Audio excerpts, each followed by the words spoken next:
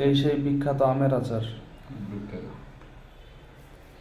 আজকে আপনাদের জন্য নিয়ে আসলাম বিখ্যাত আমের আচার, কিন্তু আপনারা পাবেন না, কারণ এটা আমরাই খাবো।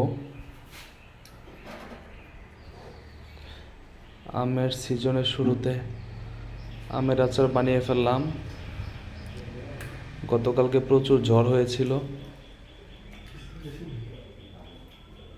সেই ঝড়ে প্রচুর আম পড়ে, সেই আম কুড়িয়ে তারপর আমরা আচার তৈরি করি।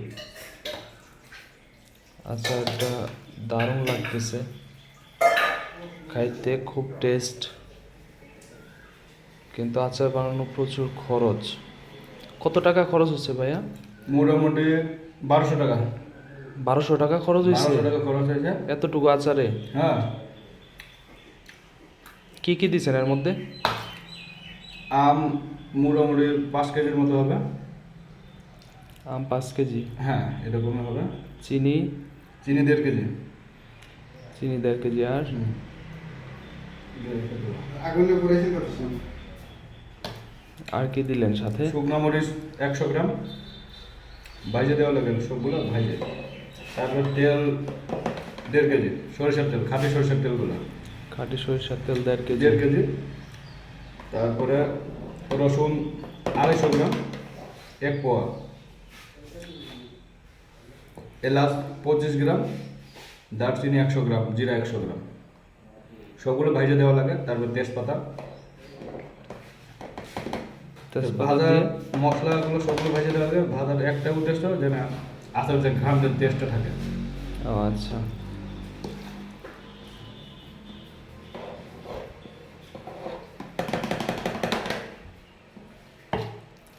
বলেন আপনার আচারের অভিজ্ঞতা সম্পর্কে কিছু বলেন।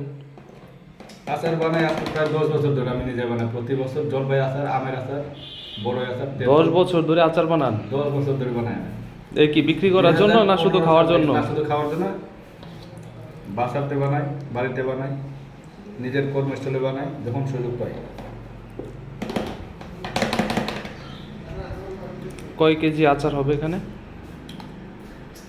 এখন তো আচার তো সিদ্ধ করে বানানো লাগে, সেই হিসাবে সেটা 3 থেকে 4 কেজি, 4 কেজি মতো হবে। আচারের উপরে সরিষার তেল দেওয়া হচ্ছে আচার দীর্ঘদিন রাখার জন্য, এতে করে আচার ভালো থাকবে এবং আচারের মধ্যে ছাতা পড়বে না, দীর্ঘদিন রাখা যাবে। 3 বয়ম পুরা ভরে নাই। আমরা আইডিয়া করছি 3 বয়ম হবে, কিন্তু 3 বয়ম হলো না।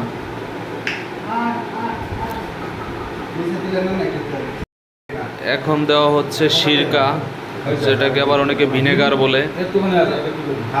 সিরকাটা দিলে আচারটা দীর্ঘদিন রাখা যায়, আচার নষ্ট হয় না। এই হচ্ছে আমাদের আচারের প্রস্তুতি শেষ।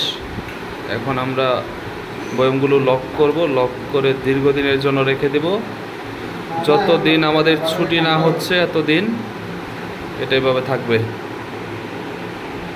এটা হচ্ছে আমাদের বাড়িতে বউয়ের জন্য সারপ্রাইজ।